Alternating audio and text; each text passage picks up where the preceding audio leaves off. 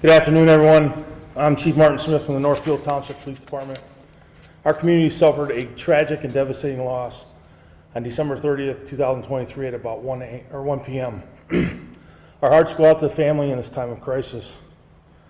The Northfield Township Police and Fire Departments were dispatched to the 8200 block of Whitmore Lake for an unknown explosion. Responding officers found a single-family residence to be completely destroyed.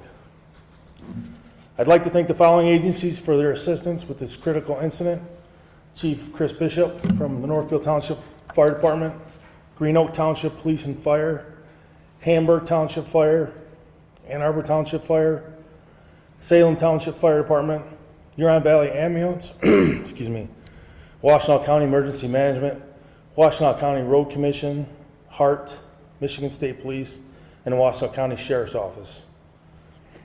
I'd like to introduce you to Patrol Operations Supervisor Lieutenant David Powell. He will provide you with information regarding the ongoing investigation and answer whatever questions he can. Lieutenant Powell. As the chief said, this is an ongoing investigation.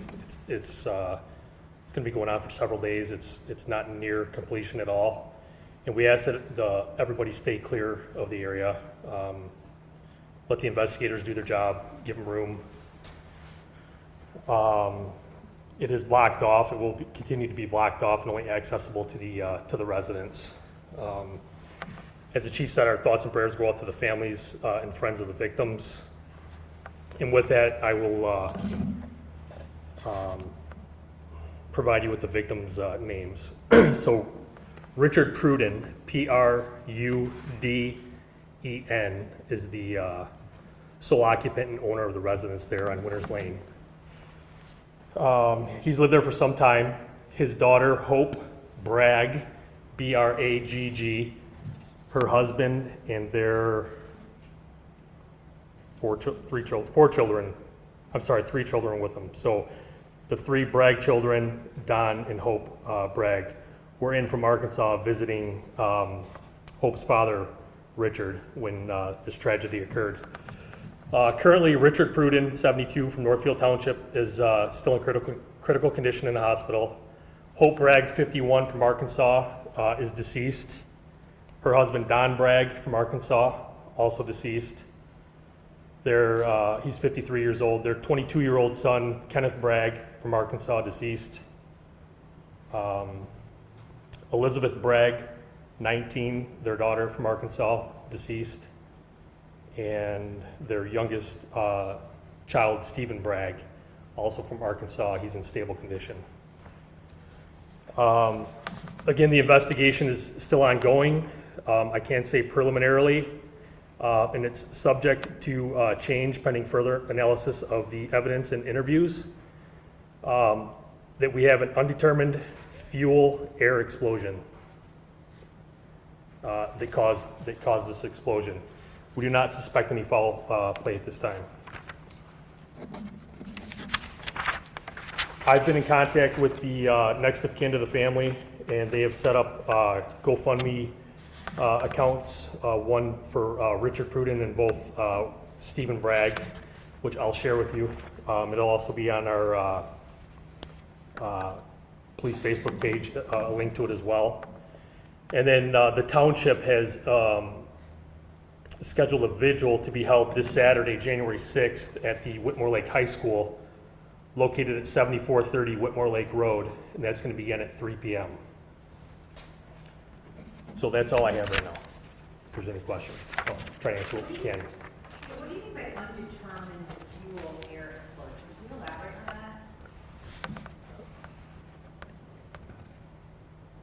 on that? Well, we have to do testing to find out what the fuel sources were to the residents, whether it's propane, natural gas, something of that sort. But we've ruled out foul play. I've seen rumors on social media that it may be a meth lab. We've found no evidence of anything in any type of butane lab, meth lab. So do you think it was a improper fuel hookup and that's what led to this? I don't know the answer to that. Have they had any recent appliances installed? I don't know if they've had any recent appliances installed. That's still part of our investigation. What about any work done in the house? I don't know that. You know, you spoke to next of kin. We know it had to be hard, but what was the conversation like? It's horrible. You know, they're from out of state, and the next of kin are from a different state, and you know, they're trying to take care of the ones that are still with us and recovering in the hospital, and then their other distant relatives, you know, with stress and other health problems. It's awful. When you look at possible sources, have you been able to eliminate something that, meaning, as a layperson, you wonder about natural gas, consumers' energy, if lines are still have integrity, maybe that's eliminated as a source, meaning have you been able, without identifying something specifically, what it wasn't, if you get the intent here? No, because there's multiple agencies assisting us with the investigation, and you know, everybody's doing their part, and I would imagine here in the next week or two coming that those answers will come. But as of right now, we can't say for certain what we think it is or isn't. And are you able to identify the source of it, or was the explosion too great that you don't know where it was? No, there's nothing left of the property. I've never seen anything like it. Can you elaborate on that a little bit? I mean, we've seen the aerial photos, but if you can sort of describe how extensive this debris field was and just kind of what this has been like for your workers trying to process the evidence. Yeah, it's I think it's a 5-acre parcel, and I would say probably at least 2 acres of it is covered in debris, and everything's just blown into such small pieces that it's hard to make sense of what everything is. Do we have causes of death for the? We don't.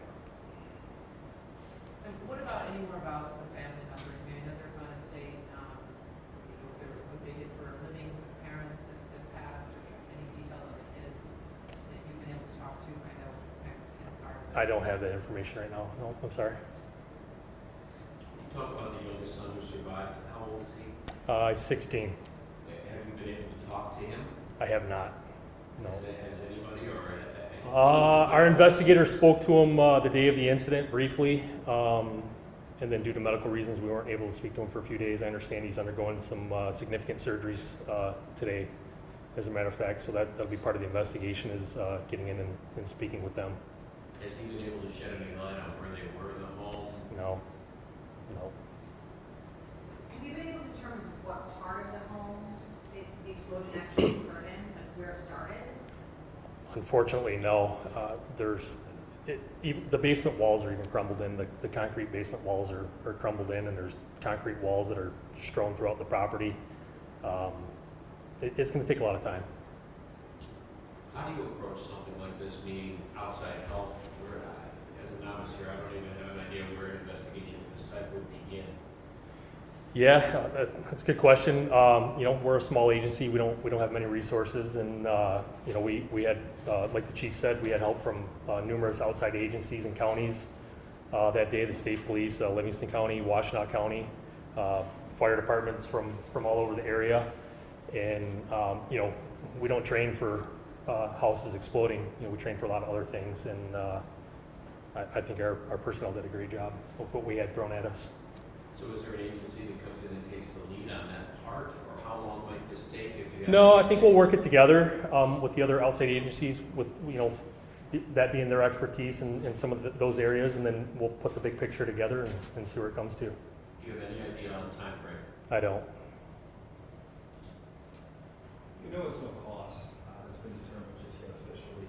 I'm sorry, I didn't hear what you said. We know it's no cost that's been determined officially just yet, but with it being felt by a lot of people in the area and stuff, I know there's a lot of concern. Is there anything that people can do to try to, you know, prevent this from happening to them that you can speak of at this time? Turn it over to the fire chief for that one.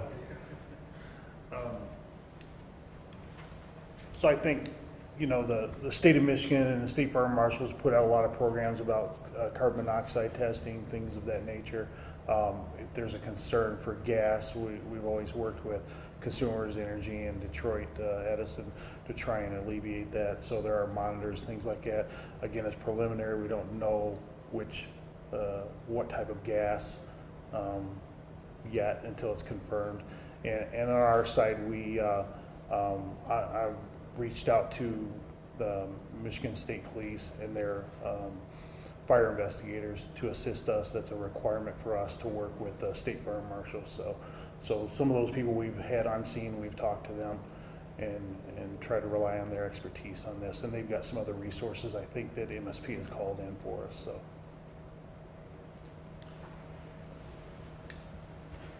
If that's it for questions, I'll just reiterate, like I said, the families have set up a GoFundMe for Stephen and Richard, and I'll share those with you here today, and hopefully you can share those on your networks, and we'll also share it on the Northfield Township Police Department Facebook page, as well as our government page, and I assume the fire department page as well.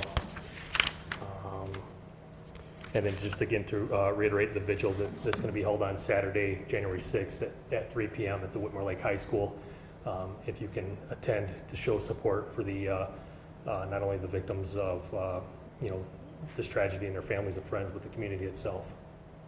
Lieutenant, can I ask one more, please? Sure. MSP was mentioned, are there federal partners? I mean, who has expertise on this type of an investigation? Yeah, we're being assisted by the Michigan State Police and the ATF. Thank you. Are most homes in this area on like consumers, or are some homes filled by propane? Like what's the sort of, you don't know yet? Yeah, I couldn't answer that to be certain what they would be on. We're a rural community. Some areas have natural gas and some don't. Was it an older home? I believe it was 79. 1979. 1979 is when it was built. Supervisor? I'm Ken Dignan, D-I-G-N-A-N. I'm the Township Supervisor for Northfield Township. I just want to come up and thank our first responders. They've done a tremendous job here. It's not an easy job, but we have to think about them as well and their care. And this is a very caring, loving community, Northfield Township. We're a very tight-knit community, and I just want to say we're here for the family, we're here for friends of the family and the neighbors, but we're also here for our first responders. And I can't say enough about their level of professionalism and dedication to making sure that things are done properly. So, thank you. If that's all, I have a hard copy of the release for you as well. Thank you. Thank you.